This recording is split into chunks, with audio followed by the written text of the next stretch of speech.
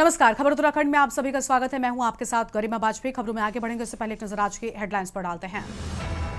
Dhami cabinet का बड़ा फैसला, उत्तराखंड में बेसिक शिक्षकों के 2100 पदों पर जल्द होगी भर्ती। टीजी के खिलाफ सुप्रीम कोर्ट में पुनर्विचार याचिका दायर करेगी धामी सरकार। 12,000 शिक्षकों को मिल सकती है बड़ी राहत। यूसीसी के खिलाफ नैनीताल हाईकोर्ट में दायर याचिकाओं पर 15 अक्टूबर को होगी सुनवाई। याचिकाओं में संवैधानिक अधिकारों के हनन का आरोप। हरिद्वार अर्धकुंभ 2027 के लिए 1110 नई बसों की जरूरत। परिवहन निगम ने 665 करोड़ रुपए मांगे।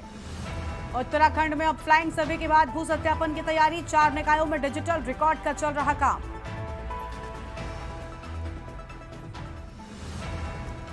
उत्तराखंड में कारागार विभाग में महिला सुरक्षा कर्मियों की होगी भर्ती। कारागार विभाग का होगा पुनर्गठन। महिला बंदी रक्षकों के 22 पद सृजित। आप देख रहे हैं के न्यूज, खबरों का सारथी। बुलेटिन में आगे बढ़ेंगे उससे पहले बड़ी जानकारी आपको लेह लद्दाख से बताते हैं, जहां पर जोरदार प्रदर्शन छात्रों का देखने को मिल रहा है। इस वक्त की अहम जानकारी आपको बता दें, छात्रों ने सोनम वांगचुक के समर्थन में जोरदार प्रदर्शन किया। पुलिस के साथ झड़प हो गई। सीआरपीएफ की गाड़ी को आग के हवाले कर दिया गया है। सड़कों पर छात्र नजर आ रहे हैं। छात्रों का जोरदार प्रदर्शन देखने को मिल रहा है। तस्वीरें भी आपको हम दिखा रहे हैं, एक्सक्लूसिव तस्वीरें। संजीव जी हमारे साथ में लगातार बने हुए राजनीतिक विश्लेषक है। संजीव जी, तस्वीरें वाकई थोड़ी परेशान कर देने वाली, क्योंकि स्थिति ऐसा लग रहा है थोड़ी सी बेकाबू हो रही है। सोनम वांगचुक के समर्थन में छात्र सड़कों पर आ गए हैं। देखिए, धैर्य की भी एक सीमा होती है और सोनम वांगचुक आज के नहीं, बहुत लंबे समय से इसके लिए वो संघर्ष करते रहे हैं। और हाल ही में उन्होंने एक वीडियो संदेश में भी गृह मंत्री अमित शाह पर कटाक्ष करते हुए कहा था कि उन्होंने खुद लद्दाख को छठी अनुसूची में शामिल करने का संकेत दिया था, लेकिन अब कह रहे हैं कि चाहे प्रधानमंत्री लिख कर दे फिर भी लद्दाख को यह दर्जा नहीं मिलेगा। तो जाहिर सी बात है कि उनके पक्ष में छात्रों का एक हुजूम आया। और जिसकी जब कभी भी भावनाएं इस तरह से बढ़ती है, जब लगता है कि नहीं सरकार अपने वादा के अनुसार काम नहीं कर रही है, वादा खिलाफी कर रही है, तो निश्चित तौर से जो लोग भावनात्मक स्तर पर स्थित रहते हैं वो सड़कों पर उतरते ही हैं। और इसी की एक कड़ी है जो इस तरह से भड़का हुआ वो दिखाई दे रहा है, जिससे दिखाई दे रहा है, चाहे वो की गाड़ी को आग लगा देना हो या जो भयावह मंजर सामने दिखाई दे रहा है, छात्र और पुलिस के बीच में जो झड़प दिखाई दे रही है, निश्चित तौर पे इस पे अभी तत्काल अब कैसे सरकार लगा पाएगी हमको नहीं पता है। लेकिन जो वादा खिलाफी है निश्चित तौर पे उसी की वजह से इस तरह से ये गुबार जमता हुआ सामने दिखाई दे रहा है। ये सरकार के लिए भी बेहतर नहीं है, देश के लिए भी बेहतर नहीं है। हालांकि लद्दाख के लैब और कारगिल डेमोक्रेसी में दोनों ही सरकार से लगातार बातचीत की मांग कर रहे हैं, लेकिन अब तक किससे कोई ठोस पहल सामने निकल के नहीं आई है। वांगचुक की अपील है कि नरेंद्र मोदी अपने किए गए वादों को याद रखें, ध्यान दें और भगवान राम के आदर्शों का पालन करते हुए लद्दाख को न्याय दिलाए। सदा के लिए आई, प्राण जाए पर वचन में जाए, वो इस तरह की भी बातें कर रहे हैं। लेकिन सवाल ये है कि जब तक उनकी मांगे पूरी नहीं होती, बातों का क्या, बातों से कुछ कहने वाला नहीं है। और जिस तरह से वो लगाते हुए हैं, निश्चित तौर पे ये रार बढ़ने वाला ही है। अब इसमें कैसे कमान क्या करती है सरकार और पुलिस बल, ये भयावह मंजिल सामने दिखाई दे रहा है। मुझे अब ये कहते हुए थोड़ा सा ये लग रहा है कि कहीं ये बढ़े ना आग, इस आग पर किस तरह से पुलिस काबू पाती है, ये देखना बड़ा जरूरी है। ठीक है, लेकिन संजीव जी देखिए, क्योंकि आपने कहा कि छात्रों का गुस्सा फूटा है, कई सालों का इंतजार है, लगभग 6 साल अगर कह लें। 2019 में जब 370 हटा, उसके बाद से इन दोनों ही जगहों को पूर्ण राज्य का दर्जा मिलने की स्थिति में ये कहा गया था कि थोड़ा स्थितियों को सामान्य होने दीजिए, हालात सामान्य होने दीजिए, उसके बाद पूर्ण राज्य का दर्जा दे दिया जाएगा।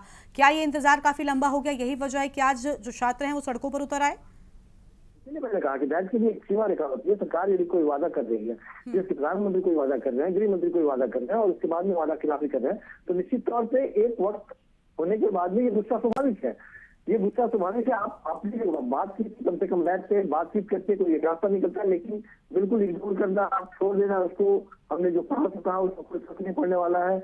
और लगातार वो जिस तरह से सोनम वांगचुक आमरण अनशन में प्रवेश कर गए और अपने बातों पे अड़े रहे, तो ये वादा खिलाफी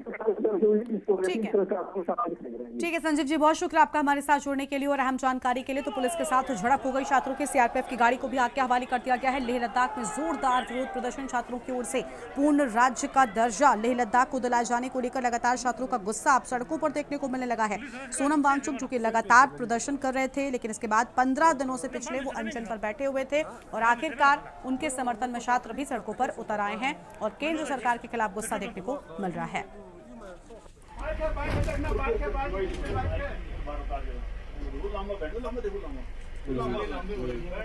तो लेह में छात्रों ने सोनम वांगचुक के समर्थन में जोरदार प्रदर्शन किया। सड़कों पर उतर आए छात्र। आगजनी जैसी स्थिति हो गई, कहने की कई गाड़ियों को भी आग के हवाले कर दिया गया है।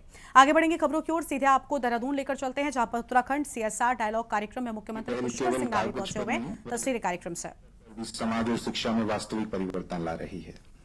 अब आगे की कड़ी में मैं Shri Manish Sharda ji, executive director axis bank, निवेदन कर रहा हूं कि वे उत्तराखंड में कुछ नए MOU और योजनाओं पर डालें। Shri Manish Sharda ji, executive director axis bank. धन्यवाद। उत्तराखंड राज्य के माननीय मुख्यमंत्री और मुख्य अतिथि श्री पुष्कर सिंह धामी जी, श्री सुनील अंबेडकर जी, विनय शंकर पांडे जी, विक्रम गुलाटी जी, माननीय उत्तराखंड सरकार के वरिष्ठ अतिथिगण, प्रतिनिधिगण, सम्मानीय गणमान्य व्यक्ति, साझेदार, छात्रगण और देवी और सज्जनों, आज यहाँ उपस्थित होना मेरा और एक्सिस बैंक का सौभाग्य है और मैं माननीय मुख्यमंत्री जी का इस अवसर की शोभा बढ़ाने और उत्तराखंड में सतत विकास और समावेशी वृद्धि के प्रति उनकी निरंतर प्रतिबद्धता के लिए हार्दिक धन्यवाद करता हूँ। Thank you. हम सभी के लिए गर्व की बात है कि एक्सिस बैंक देवभूमि उत्तराखंड में समावेशी और सतत विकास में और अधिक योगदान दे रहा है। आज यहाँ उपस्थित हमारे दोस्त पार्टनर्स के साथ 2 नई CSR कार्यक्रम का शुभारंभ भी कर रहे हैं। भारत के सब बड़े निजी क्षेत्रों में बैंकों में एक के रूप में एक्सिस बैंक CSR को केवल एक अनिवार्यता नहीं मानता है, राष्ट्र निर्माण का एक महत्वपूर्ण साधन मानता है। राष्ट्र विकास में शिक्षा की केंद्रीय भूमिका को ध्यान रखते हुए एक्सिस बैंक आज शिक्षा के क्षेत्र में कई राज्यों में प्राथमिक शिक्षा से लेकर प्रमुख भारतीय विश्वविद्यालयों में PhD कार्यक्रम तक का समर्थन करता है। हमारी प्रमुख पहल एक्सिस दिल से के तहत हम भारत के सबसे दूरस्थ भौगोलिक क्षेत्रों और समुदायों में शिक्षा नेतृत्व को सक्रिय रूप से बढ़ावा देने का लक्ष्य रखते हैं, विशेष रूप से उत्तर पूर्व के 7 बहनों और मध्य और पूर्वी भारत के आदिवासी समुदायों में। हमारी एक्सिस दिल से छत्रछाया के तहत और माननीय मुख्यमंत्री के दृष्टिकोण और मार्गदर्शन के अनुरूप हम प्लैनेट स्कूल ट्रस्ट और विद्या भारती के साथ पार्टनरशिप करके रुद्रप्रयाग और पिथौरागढ़ जिलों में 24 स्कूलों में डिजिटल परिवर्तन का समर्थन करने को अपना सौभाग्य मानते हैं। इस पार्टनरशिप के तहत हम इन स्कूलों को आवश्यक डिजिटल बुनियादी ढांचे से लैस करेंगे, 260 से अधिक शिक्षकों को प्रशिक्षित करेंगे और बच्चों के लिए शिक्षा के एक आनंदमय वातावरण बनाएंगे, जिससे सालाना 450 से अधिक छात्रों को लाभ होगा। तो उत्तराखंड CSR डायलॉग कार्यक्रम से आपको हम तस्वीरें दिखा रहे थे, जहां पर मुख्यमंत्री पुष्कर सिंह धामी पहुंचे हुए हैं। वापस से अपनी खबरों की ओर रुख कर लेते हैं। देहरादून से इस बीच एक बड़ी जानकारी सामने आ रही है, उसका रुख करेंगे। बीजेपी के प्रदेश संगठनात्मक कार्यशाला का भी आज आयोजन किया गया। CM पुष्कर सिंह धामी, राष्ट्रीय महामंत्री BL संतोष इस दौरान यहां पर मौजूद रहे। प्रदेश प्रभारी दुष्यंत गौतम कार्यक्रम में मौजूद रहे। सह प्रभारी रेखा वर्मा सहित नए प्रदेश पदाधिकारी शामिल, जिला प्रभारी और जिलाध्यक्ष भी शामिल। भाजपा का फोकस 2027 में तीसरी बार सत्ता में वापसी की बड़ी जानकारी आपको हम बता रहे हैं।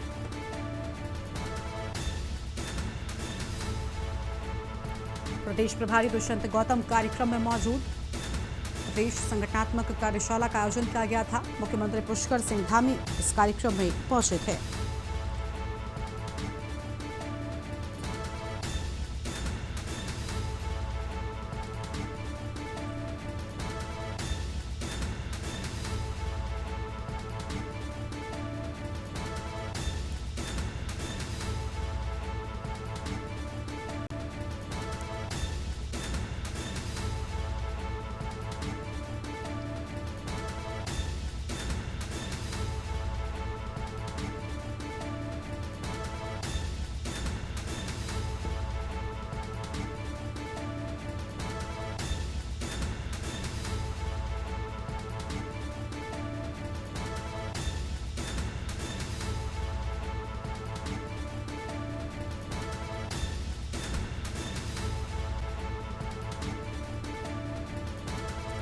जिला प्रभारी और कई संगठनात्मक लोगों की भी मौजूदगी रही है। भाजपा का फोकस 2027 में तीसरी बार सत्ता वापसी का बड़ी जानकारी आपको हम बता रहे हैं। देहरादून से खबर, बीजेपी के प्रदेश संगठनात्मक कार्यशाला का आयोजन किए जाने की बात सामने आई है। सीएम पुष्कर सिंह धामी, राष्ट्रीय महामंत्री बीएल संतोष भी इस दौरान मौजूद रहे हैं। प्रदेश प्रभारी दुष्यंत गौतम कार्यक्रम में मौजूद। बड़ी खबर आपको हम बता दें, सह प्रभारी रेखा वर्मा सहित नए प्रदेश पदाधिकारी शामिल। आगे बढ़ते हैं खबरों की ओर और अगली बड़ी जानकारी का रुख कर लेते हैं। चंपावत से खबर है, जहां पर 2 मंजिला लकड़ी के मकान में भीषण आग लग गई। लाखों का सामान जलकर राख हो गया है। शॉर्ट सर्किट से लगी आग ने पूरे भवन को चपेट में ले लिया। भवन मालिक हरिश्चंद्र जोशी ने भागकर अपनी जान बचाई है। ग्रामीणों ने फायर स्टेशन को पूरे मामले की जानकारी दी है। 2 घंटे की कड़ी मशक्कत के बाद आग पर काबू पाया जा सका।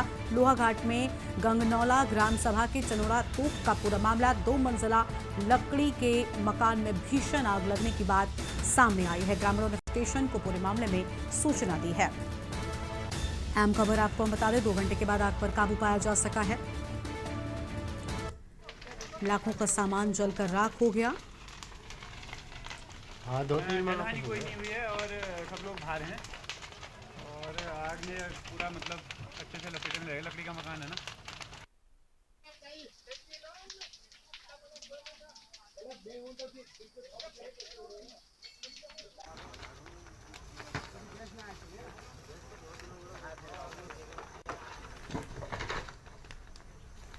खींचने वाला होता है वो तो 1000 लीटर तो मिनिमम। हरिद्वार से खबर है, जहां पर स्कूल में आए मगरमच्छ से दहशत का माहौल देखने को मिला। चौकीदार की नजर पड़ते ही परिसर में दहशत फैली। ग्रामीणों ने दी वन विभाग को सूचना। 4 घंटे चला रेस्क्यू अभियान। वन विभाग की टीम ने सुबह 4 बजे मगरमच्छ को पकड़ लिया। सफल बचाव अभियान के बाद ग्रामीणों ने राहत की सांस ली है। स्कूल में आए मगरमच्छ से दहशत का माहौल देखने को मिला है। चौकीदार की नजर पड़ते ही परिसर में दहशत फैली।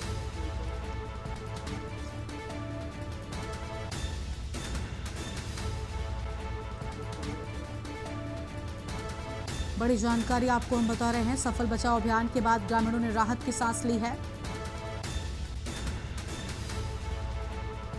स्कूल में आए मगरमच्छ से दहशत का माहौल देखने को मिला है।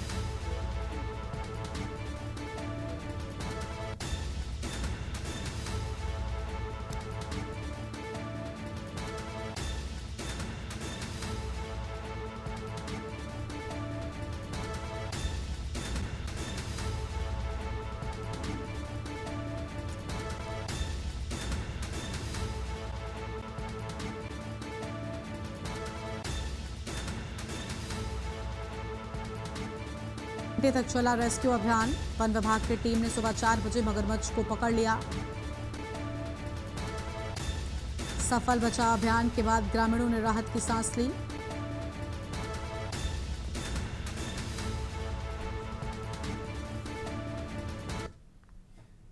ऋषिकेश की प्राचीन सुभाष बनखंडी रामलीला समिति सीता स्वयंवर के बाद राम बारात निकालने जा रही है, लेकिन शहर में राम बारात निकालने की परमिशन पुलिस प्रशासन ने समिति को दी नहीं, जिसके चलते राम लक्ष्मण माता जानकी सहित सभी पात्र कोतवाली में धरने पर बैठ गए। रामलीला समिति के 2 पक्षों में चल रहा विवाद इतना बढ़ गया कि रामलीला पात्रों को कोतवाली में धरना देते हुए परमिशन की मांग करनी पड़ी है।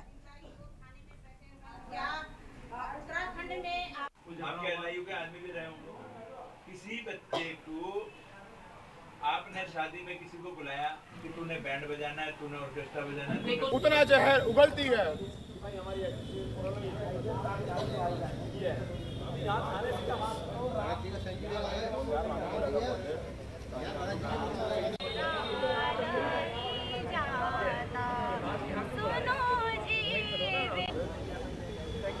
ये बहुत एक रजिस्टर्ड संस्था जो सन 55 से इस रामलीला को कर रही है और बेहद अफसोस है कि हम लोगों को अपने जीवन के 50 साल यहाँ लगाने के बावजूद आज थाने में आकर परमिशन मांगनी पड़ी है। रही बात रामलीला के, आज हमारा एक बहुत सुंदर कार्यक्रम है।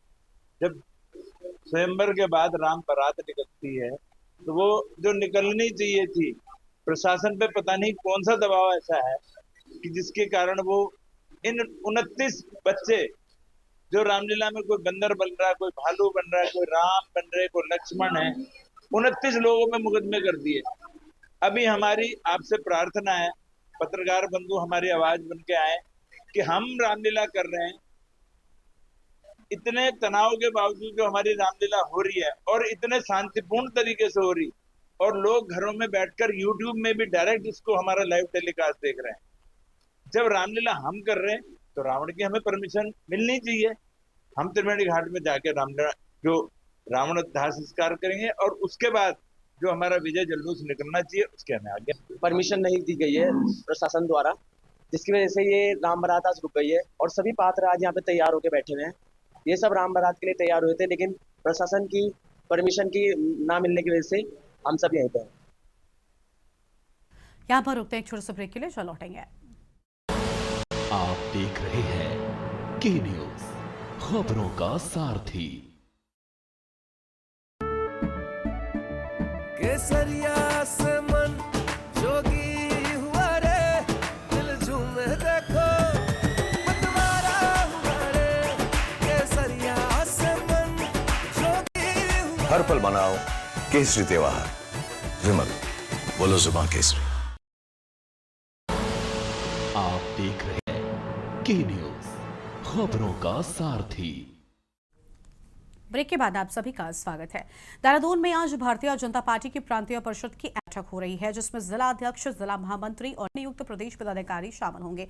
बैठक में राष्ट्रीय महामंत्री संगठन बीएल सोश, मुख्यमंत्री पुष्कर सिंह धामी, संगठन प्रभारी दुष्यंत गौतम और सह प्रभारी रेखा वर्मा मौजूद थे। भाजपा प्रदेश अध्यक्ष महेंद्र भट्ट ने बताया कि इस बैठक का मुख्य एजेंडा 2027 विधानसभा चुनाव को ध्यान में रखते हुए बूथ स्तर पर रणनीति बनाना और हर बूथ पर विजय सुनिश्चित करना है।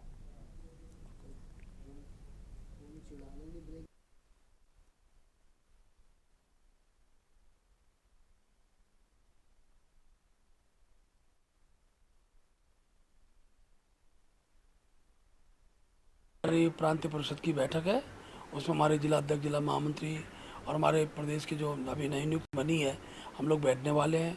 हमारे राष्ट्रीय महामंत्री संगठन बीएल संतोष इस बैठक में रहेंगे, मुख्यमंत्री जी बैठक में रहेंगे, हमारे प्रभारी दुष्यंत गौतम जी, सह प्रभारी रेखा वर्मा जी उस कार्यक्रम में रहेंगी। और हम मुख्य रूप से 2027 हमारा फोकस है और 2027 के चुनाव को लेकर बूथ प्रबंधन और हर बूथ पर भारतीय जनता पार्टी की विजय सुनिश्चित हो, उसके लिए हम टीम बनाकर बूथ जीतने की रणनीति के आधार पर अपने आगामी दिनों में कार्यक्रम श्रृंखला को तैयार करेंगे। कानपुर से शुरू हुआ आई लव मोहम्मद विवाद अब उत्तराखंड तक पहुंच चुका है। काशीपुर में बिना अनुमति निकाले गए जुलूस के दौरान पथराव और पुलिसकर्मियों पर हमला होने के बाद अब मदरसा बोर्ड के अध्यक्ष मुफ्ती शमूम कासमी सामने आए हैं। उन्होंने कहा कि मोहम्मद साहब के नाम पर हिंसा फैलाना पूरी तरह से गैर इस्लामिक और इसके पीछे बड़ी साजिश है जो देश में अमन शांति बिगाड़ने की कोशिश कर रही है। मुफ्ती शमूम ने प्रशासन से ऐसे उपद्रवियों पर सख्त कार्रवाई की मांग की है और मुसलमानों से अपील की कि वो शांति का रास्ता अपनाएं और किसी भी भड़कावे में बिल्कुल ना आए।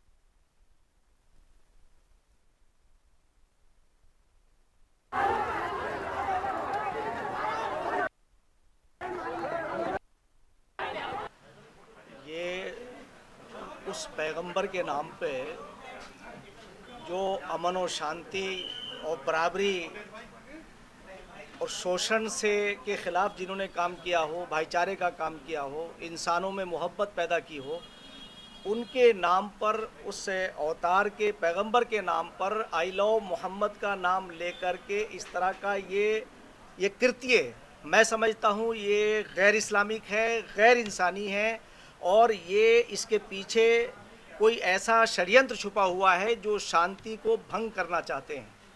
उनकी मैं निंदा भी करता हूं और प्रशासन से आग्रह भी करता हूं कि वो उनके खिलाफ सख्त कार्रवाई करे और आम मुसलमानों से अपील करना चाहता हूं कि जो मोहम्मद साहब सल्लल्लाहु अलैहि वसल्लम के रास्ते पर अमल ना कर रहे हों, जो उनकी बातियों उनके कामों के उनके आदेशों का के आज्ञाकारी न हो, उनकी आज्ञा का पालन न कर रहे हों, उन्हें कैसे कह सकते कि उनसे मोहब्बत करने वाले लोग हैं। मैं समझता हूं कि जो उपद्रवी लोग हैं, जो काशीपुर के अंदर घटना ये हुई है, जहां जहां भी इस तरह की घटना को अंजाम देना चाहते हैं, मैं आम भोले भाले मुसलमानों से कहना चाहता हूं कि उनके कार्यों से, मोहम्मद साहब के कार्यों से कोई ताल्लुक नहीं है, ना कोई मेल खाता है। अगली खबर का रुख करते हैं। ऋषिकेश की सुभाष बनखंडी श्री रामलीला कमेटी में घमासान मचा है। अब सड़क से कोतवाली तक पहुंच गया ये घमासान।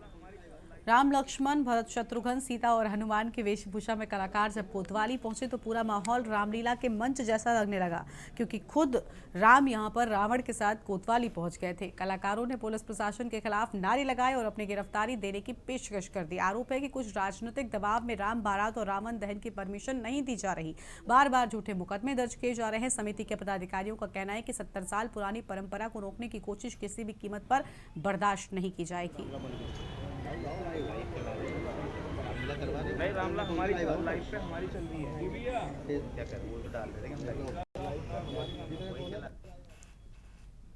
प्रधानमंत्री नरेंद्र मोदी के जन्मदिन पर देश भर में 17 सितंबर से 2 अक्टूबर तक सेवा पर्व और सेवा पखवाड़ा मनाया जा रहा है। इसी क्रम में देहरादून जिले के कालसी ब्लॉक परिसर में रक्तदान शिविर आयोजित किया। बड़ी संख्या में लोग यहां पर पहुंचे और उत्साहपूर्वक लोगों ने भाग लिया और कहा कि रक्तदान मानवता की सबसे बड़ी सेवा है। हर स्वस्थ व्यक्ति को इसमें आगे आना चाहिए। सेवा पखवाड़ा के अंतर्गत आज कालसी ब्लॉक में रक्तदान शिविर आयोजित किया गया।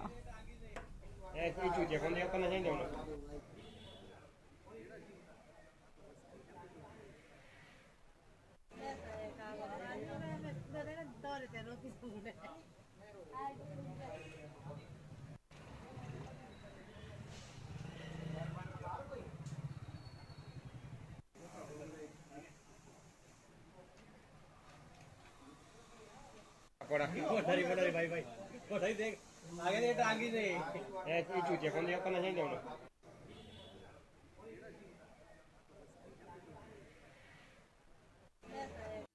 प्रधानमंत्री मोदी जी के जन्म उत्सव के लिए सेवा पखवाड़ा किया गया है, जिसमें मतलब 20 से अधिक लोगों ने रक्तदान दिया है।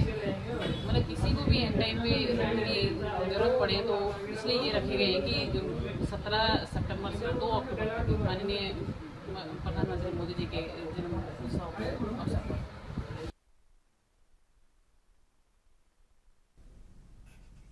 महासू देवता हनोल मंदिर की नई कार्यकारिणी के लिए जारी किए गए मनमाने नियमों पर आलोचना झेल रहे तहसील प्रशासन को आखिरकार बैकफुट पर आना पड़ा। दरअसल बीते माह चक्राता के प्रभारी एसडीएम योगेश मेहरा की अध्यक्षता में संपन्न हुई समिति की बैठक में जारी हुए निर्णय को लेकर विवाद की स्थिति पैदा हो गई, जिसमें जौनसार क्षेत्र को इस समिति में शामिल न करने और आजीवन सदस्यता के लिए 1 लाख रुपए रखे जाने पर स्थानीय लोगों और जनप्रतिनिधियों ने इन नियमों को गलत करार देते हुए तीखा विरोध प्रदर्शन किया था, जिसको लेकर अब तहसील प्रशासन ने यू टर्न लिया है।